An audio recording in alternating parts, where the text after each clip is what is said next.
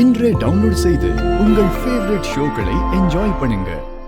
எதுக்கடி அந்த சிவனாண்டி கூட சதி திட்டம் பண்ணி நகை போய் கொள்ளையடிச்ச? நீ செஞ்ச காரியத்தால ஊருக்கு முன்னால நான் பட்ட அவமானத்தை எல்லாம் நீயும் பாத்துக்கிட்டு தானே இருந்த. அப்புறம் ஏன் உன் மனசு இறங்கல? நல்ல நாக்கு புடுங்குற மாதிரி கேளுங்கம்மா.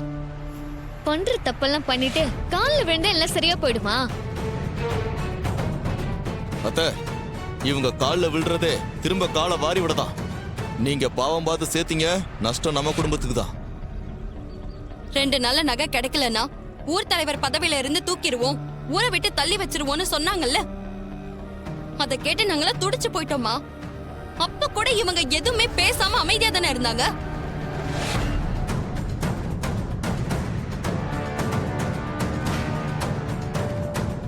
சிசிடிவி கேமரா எல்லாத்தையும் ஆஃப் பண்ணிட்டு அந்த பழியையும் தூக்கி மாமா மேல தான் போட்டாங்க. இவங்க நடிப்பெல்லாம் நம்பாதீங்கம்மா. அக்கா, எல்லாத்துக்கும் ஒரு காரணம் இருக்குக்கா. என்னடி காரணம்? இவ உனக்கு டார்ச்சர் கொடுத்துட்டே இருக்கிறத என்னால தாங்க முடியலக்கா. இவனை எப்படியாவது வீட்டை விட்டு விரட்டணும், நீ நிம்மதியா சந்தோஷமா இருக்கணும்னு தான் நான் எப்போ யோசிச்சுக்கிட்டே இருப்பேன். அதோட நம்ம அம்மாவை கொண்ட குடும்பத்துல இருந்து வந்தவன பார்க்கும் போதெல்லாம் என் கோவத்தை என்னால கண்ட்ரோலே பண்ண முடியலக்கா.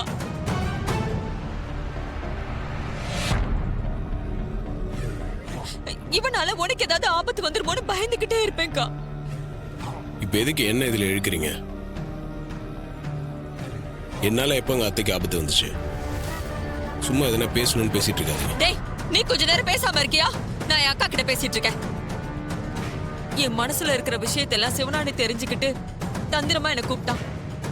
இந்த டிரைவரை ஊரை விட்டு துரத்துறதுக்கு அவன் ஹெல்ப் பண்றதா சொன்னான். எனக்கும் இவனை எப்படியாவது ஒழிச்சு கட்டணுங்கிற எண்ணம் மட்டும்தான் இருந்துச்சு. அதான் எதை பத்தியும் யோசிக்காம அவன் கூட சேர்ந்து எல்லா காரியத்தையும் பண்ணிட்டேன். இதுதாங்க நடந்த உண்மை. சத்தியமா என்ன நம்புக்கா. ஈஸ்வரி, இவ திருச்சி வர்ற கதையெல்லாம் நம்பாத. உன்னை காப்பாத்துறதுக்காக இவ சிவனாண்டி கூட கூட்டு சேர்ந்தாலாம். இதெல்லாம் நம்புற மாதிரியா இருக்கு?